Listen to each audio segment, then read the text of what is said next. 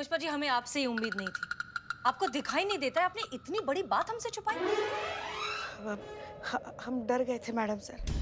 हमें लगा अगर आपको पता चल गया हमारी आंखों के बारे में तो आप हमें ड्यूटी के लिए अनफिट मानकर हमें घर पे बिठा देती। हमारे हाथ में वीआरएस थमा देती और रिटायरमेंट से पहले ही हमें घर बैठ जाना पड़ता। अगर ऐसा होता तो हम तो जीते जी मर जाते ना। हम कैसे रह सकते थे आप सबके बिना। वैसे भी मैडम सर, बस ये 1 महीने की तो बात है। डॉक्टर साहब ने बोला है कि अगर हम दवाइयाँ ठीक से लेते रहेंगे तो हमारी आंखें बहुत जल्द ठीक हो जाएंगी। तुम क्या अपना सर हिला रहे हो? तुमने भी इनका साथ दिया है। अच्छे से जानते हो ना कि गलत का साथ देना भी उतना ही गलत होता है। मैडम सर, जानते हैं कि हम बहुत बड़का गलती कर दिए, लेकिन क्या करते, इनका नमक खाए हैं, इनको कैसे मना कर सकते थे हम मैडम सर। क्या? हाँ, खाए हैं। दाल सब्जी चटनी पकौड़ी लाती हैं तो सब खाते हैं ना। और मलाइका इतना बढ़िया खाना बनाती है ना कि क्या बताएं मैडम सर। उसका पकौड़ी और आंवला का चटनी आप ट्राई कीजिए। आप सॉरी सॉरी मैडम।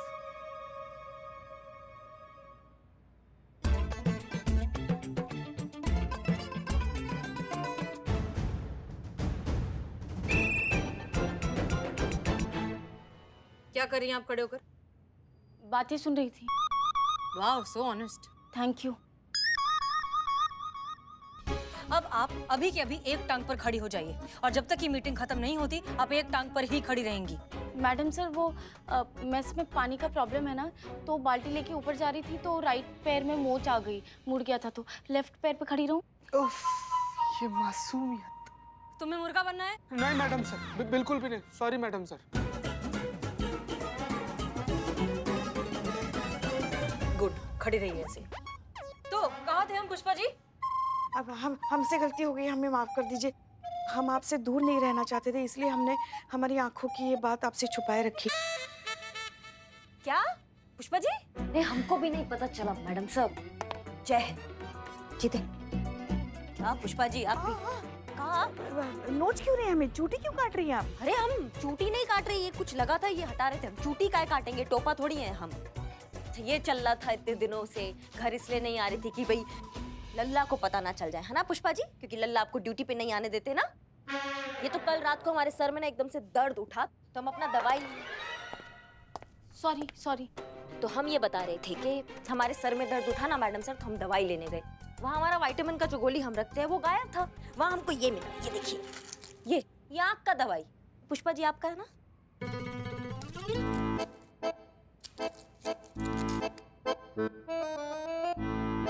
हाँ, यही है हमारी दवाइयाँ। ये दवाइयाँ घर पर थी? जी। हे भगवान, तो फिर इतने दिनों तक हम कौन सी दवाइयाँ खा रहे थे? हमारा विटामिन चबा रही थी आप इतने दिनों से। तभी हम सोचे इतने दिनों से दवाइयाँ खा रहे हैं फिर भी हमारी आंखों की रोशनी ठीक क्यों नहीं हो रही है? ये क्या किया शिव जी आपने? अब ये जो दवाइयाँ ना ये चबाइए, आंखों की रोशनी वापस आ जाएंगी। ठीक है पुष्पा जी? हाँ। पुष्पा जी, आप इतना ही समझ पाई हैं हमें?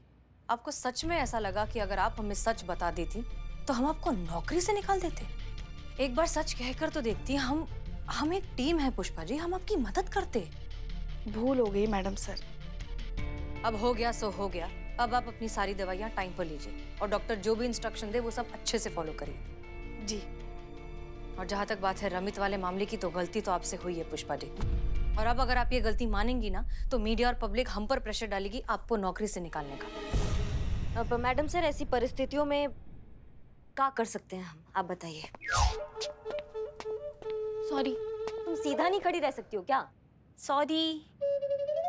एक ही तरीका है, अगर किसी तरीके से टोनी अपनी गलती मान ले और ये स्टेटमेंट दे दे कि ये सब उसकी वजह से हुआ है और ये कहे कि पुष्पा जी आधा झगड़ा हो जाने के बाद इन्वॉल्व हुई थी और इस गलतफहमी में आकर उन्होंने रमित को पकड़ लिया, तो ये प्रॉब्लम सॉल्व हो सकती है। पर नहीं मैडम सर, आपको लगता है कि ये टोनी जैसा घटिया और अड़ियल आदमी ऐसा स्टेटमेंट देगा?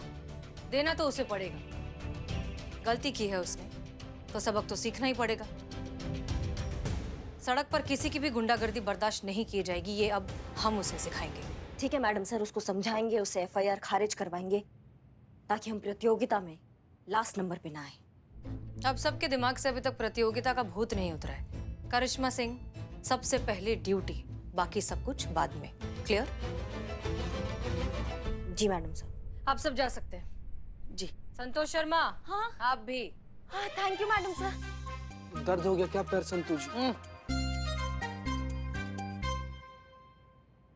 करिश्मा सिंह, जी मैडम सर। आप ठीक है ना? आप इस तरह से लंगड़ा कर क्यों चल रही हैं? पुष्पा जी मैडम सर, क्या बताएं हम पुष्पा जी का भी। छज्जे पे सारा सामान रख दिया उन्होंने, वो उतार रहे थे हम, वो पूरा ट्रंक हमारे पैर पे आके गिर गया, तो थोड़ा सा, पर ठीक है, वो 1-2 दिन में ठीक हो जाएगा मैडम सर, कोई टेंशन का बात नहीं है। ठीक है। हम जाए? जी, जय हिंद। जय हिंद।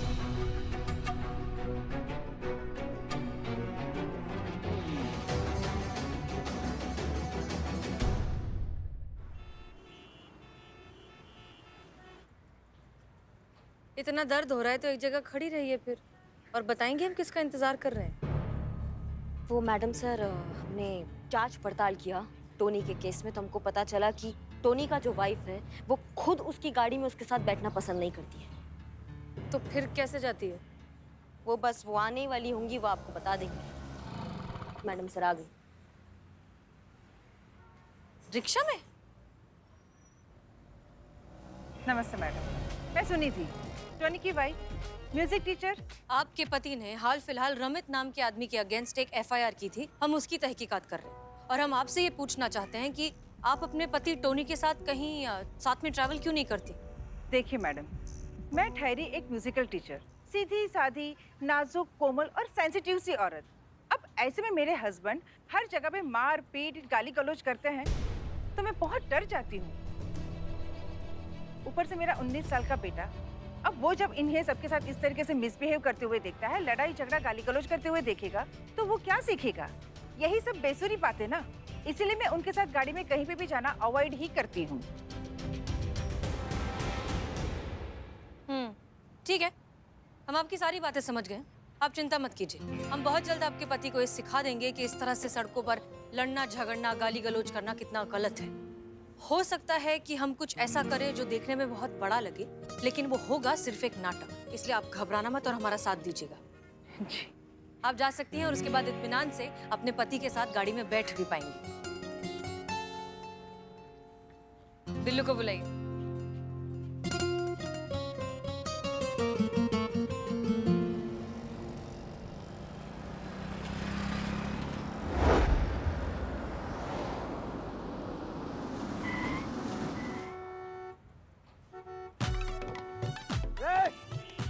अरे दिखाई नहीं देता है तुमको?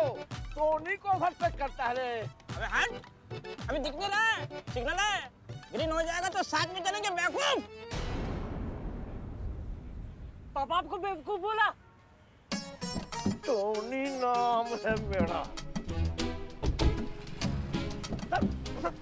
क्या बोला? क्या बोला रे? बेवकूफ बोला, बेवकूफ बेवकूफ बेवकूफ। अरे टोनी नाम है मेरा। ऐसे टोनी मार दूंगा, टोनी को। पीछे तो तुम मेरे पापा से, तुम दूर रहो अपने बाप से। हटो। ले क्या? क्या लेके? हथियार। देख में क्या लेके आता मेरे है? पास भी हथियार है अरे बेवकूफ। टोनी नाम है मेरा। मैडम, ये आपका हर बार का है कि इसके चक्कर में अस्पताल के केस के पेपर मेरे हाथ में आ जाएंगे, मैं फिर से पीटूंगा। नहीं मैडम। देखो बिल्ले, ऐसा है कि करना तो पड़ेगा, क्योंकि बात आ गई अब थाने की इज्जत पे, और थाना की इज्जत के लिए हम लेटे हैं स्टिक्की में। अम्मा लड़ो, जाके मारो सबको, नहीं तो बिल्लू निवास हाथ से निकल जाएगा तुम्हारे। हाँ, ये लो अम्मा, जाके लड़ो, जाओ। आ जाना। मार। अच्छा।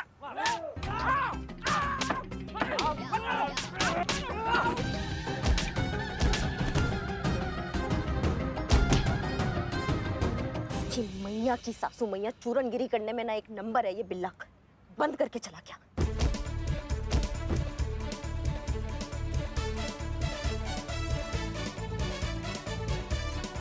ये तो लगता है कि निकल लिया।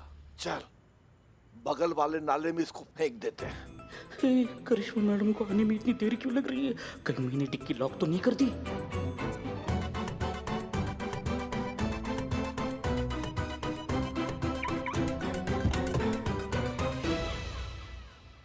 एक मिनट रुको, क्या चल रहा है यहाँ पे और क्या हो रहा है? ये अम्मा ये तो मर गया। क्या किया यहाँ पे, क्या हो रहा था? और कौन है, किसने देखा? तुमने देखा है क्या? हाँ मैडम, मैंने देखा है, इसी लड़के ने मारा है। तुम गवाही दोगे? बिल्कुल देंगे, काहे नहीं देंगे। बहुत बढ़िया।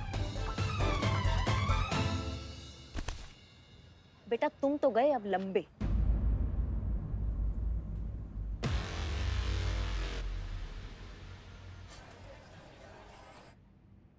Open and shut case. ये साबित हो चुका है कि इस लड़के की पिटाई की वजह से ही उस आदमी का मर्डर हुआ है। आपका बेटा गए उम्र कैद के लिए सर, ले जाओ इसे। जी मैडम। का चलो अंदर चलो, हो गया पापा। एक ही बेटा है मैडम, उससे गलती हो गई। आपको जो कहना है आप कोर्ट में कहिए, हम कुछ नहीं कर सकते। मैडम प्लीज, मैडम उससे क्या पता था कि इतनी बड़ी गलती हो जाएगी उससे। मैडम प्लीज छोड़ दीजिए उसको। कभी सोचा है आपने कि इस तरह के रोड रेज के कितने केसेस होते हैं हर रोज? लोग छोटी छोटी सी बातों पर अपना आपा खो देते हैं, 1 मिनट के गुस्से के जुनून में आकर एक दूसरे की जान ले लेते हैं। मिस्टर टोनी, आपने कभी सोचा है कि जब आप सड़क पर उतरते हैं तो क्यों आप ही के साथ ये सब होता है? क्यों सब आप ही से आकर उलझते हैं? क्योंकि ये सबसे लड़ते हैं। इनमें पेशेंस ही नहीं है। स्टीयरिंग हाथ में आते ही पता नहीं खुद को सड़क का मालिक समझने लगते हैं। अपने अलावा इन्हें हर किसी की गलती नजर आती है। आज मेरे बेटे की हालत की जिम्मेदार सिर्फ और सिर्फ यही है। मुझे माफ कर दीजिए मैडम, मैं ये भूल गया था कि क्षण भर का गुस्सा किसी की जान ले सकता है और किसी की जिंदगी बर्बाद कर सकता है। आज जब मेरे बेटे पे पड़ी है तब मुझे पता चला कि सड़क पर जो मैं मारपीट करता था उनके परिवार पर क्या गुजरता होगा। मेरे कारण ही इस लड़के की आज ये हाल हुई है। भाई मुझे माफ कर दे भाई। मैडम मैं FIR वापस लेना चाहता हूँ।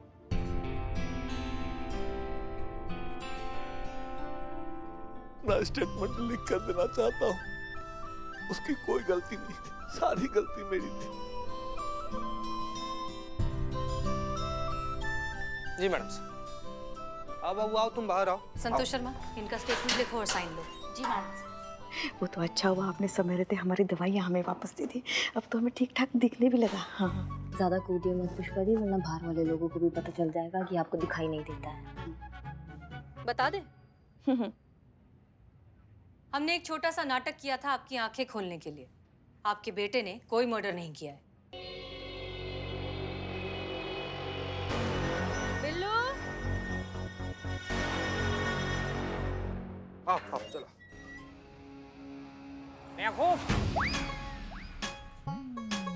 बहुत मारा, बहुत। आपके बेटे ने कोई मर्डर नहीं किया है। हमारे कहने पर बिल्लू ने मरने का नाटक किया था।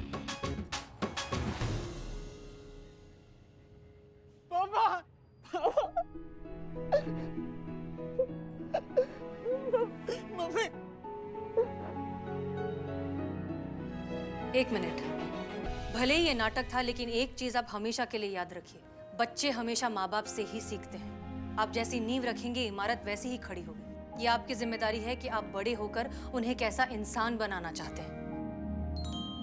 रमित, हमें लगता है अब तुम्हें भी इन्हें माफ कर देना चाहिए। जी मैडम सर, आप बिल्कुल सही कह रही है। हमने इनको माफ किया, लेकिन मैडम फिर भी हमें इनके खिलाफ रिपोर्ट तो लिखानी पड़ेगी। अब वो क्या है ना कि बिना FIR किए हमें हमारी कार का इंश्योरेंस क्लेम कर ही नहीं सकते, तो रिपोर्ट तो लिखानी पड़ेगी।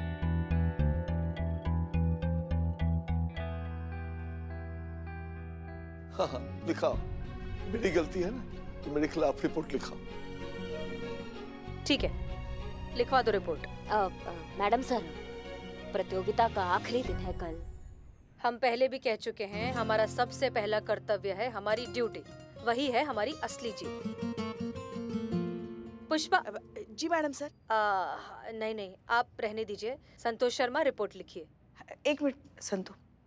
मैडम सर, हम लिखते हैं ना FIR। जरा 1 मिनट। हाँ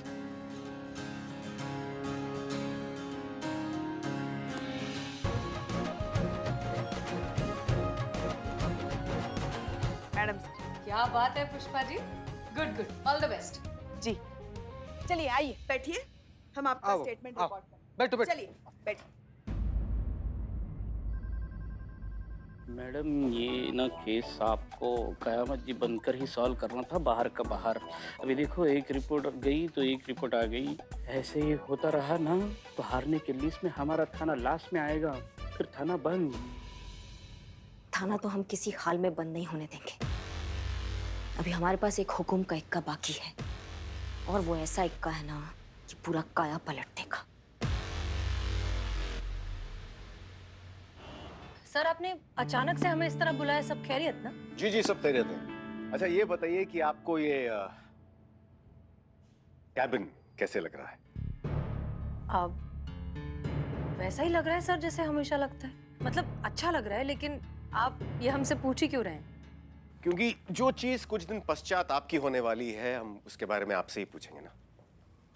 सर ये डीएसपी का केबिन है और हम महिला पुलिस थाने के एसएचओ हैं। इसका मतलब ये तो नहीं कि आप... चिंता मत कीजिए, हम आपको डीएसपी की जिम्मेदारी नहीं सौंप रहे हैं। बात दरअसल ये है कि हमने आईजी साहब से आपका स्थानांतरण यहाँ इस मुख्यालय में करने की प्रार्थना की है। सर लेकिन हमारा तबादला होगा ही क्यों? आपको इस बात का थोड़ा तो अंदाजा होगा ही हसीना जी कि थाना प्रतियोगिता के नियम के अनुसार अगर आपका थाना अंतिम आता है तो उसे बंद कर दिया जाएगा। और आपको तो आपके थाने की स्थिति पता ही है, तो ना चाहते हुए भी थाना प्रतियोगिता का परिणाम आने के बाद हमें महिला पुलिस थाने पर ताला लगाना पड़ेगा। और उसके बाद आपकी नियुक्ति यहां इस पुलिस मुख्यालय में होगी। माफ कीजिए सर, लेकिन हमें अच्छा लगा ये सुनकर कि आपने हमारे बारे में इतना सोचा, लेकिन उस महिला पुलिस थाने में सिर्फ हम नहीं हैं, हमारे साथ एक पूरी टीम है। अगर थाना बंद हो गया तो उन सब का क्या होगा? हमें बड़ी प्रसन्नता होती है हसीना जी कि हमारे विभाग में आप जैसी अधिकारी है जो स्वयं से पहले अपने साथियों के बारे में सोचती है। क्या बात है हसीना जी, आप परेशान लग रही हैं? नहीं सर, हम बस ये सोच रहे हैं कि वो महिला पुलिस थाना जिसमें हमने इतना वक्त बिताया, अपना अस्तित्व झोंक दिया उसे बचाने के लिए, कुछ दिनों में शायद उसका अस्तित्व ही नहीं रहेगा। आप बहुत भूली हैं हसीना जी, आपने हमेशा जज्बात का आंचल पकड़ रखा और आपकी इसी ईमानदारी का फायदा उठाकर कोई और ले गया। इस दुनिया में जीतना जरूरी है, तरीका सही हो या गलत कोई मायने नहीं रखता है। नहीं सर, हम ये नहीं मानते। उस जीत का फायदा ही क्या जिसके बाद हम खुद से नजरें ही ना मिला पाए, इससे तो हार बेहतर है। इसी कारण तो हम आपके प्रशंसक हैं। हमारा मतलब है आपकी विचारधारा के। कल की प्रतियोगिता के लिए हमारी शुभकामनाएं आपके साथ हैं। आपका बहुत बहुत शुक्रिया सर। जय हिंद। जय हिंद।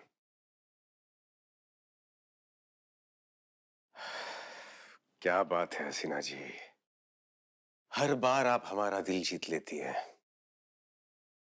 पुष्पा जी। जय हिंद मैडम। जय हिंद। मैडम सर किधर है? जय जय जय।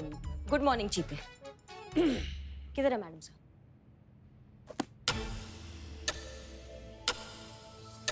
बताइए। वैसे पूरा दिन आपका चप्पड़ चप्पड़ चप्पड़ चप्पड़ चालू रहता है, अब हम जब काम का बात पूछेंगे ना पुष्पा जी से तो कुछ नहीं बोलेंगी। कहाँ है मैडम सर? कहाँ बकैती चल रहा है ये? हाँ? अच्छा चलते चलते गए बर्गर खाने? सेब बना रही है, सेब बना रही है। नहीं चीते, पुष्पा जी दिल बना रही है। दिल की कुछ बात करनी है आपको? हाँ, इस उम्र में आप इतना रोमांटिक मत होइए पुष्पा जी। हमें बताइए कि मैडम सर किधर है? नहीं, एक मिनट करिश्मा मैडम, आपने पूछा मैडम सर कहाँ है, पुष्पा जी दिल बना रही है, मतलब ऐसा कि कुछ कहीं मैडम सर का जहाँ दिल लगा हो। मैडम सर डीएसपी सर के ऑफिस गए हैं उनसे मिलने के। तुम भी टोपा हो का संतू? हाँ, कुछ भी बकैती कर रही हो तुम भी इनके जैसे। ये देखो देखो, ये भी मना कर रही है, ये बात नहीं है। कहाँ? मैडम सर डीएसपी सर के ऑफिस गई हैं।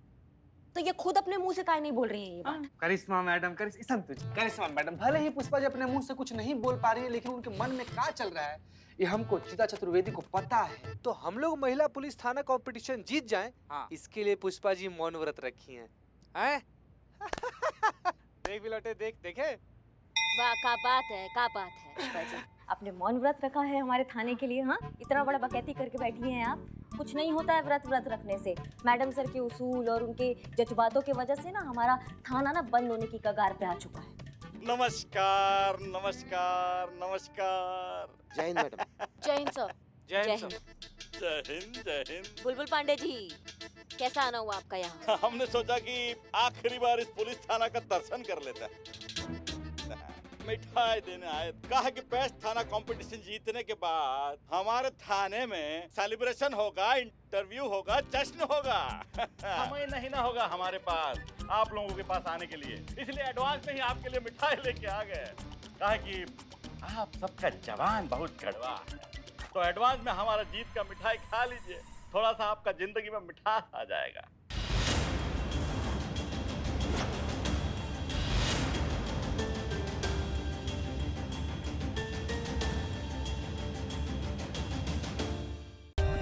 For more updates, subscribe to our channel, click the show links and enjoy watching the videos.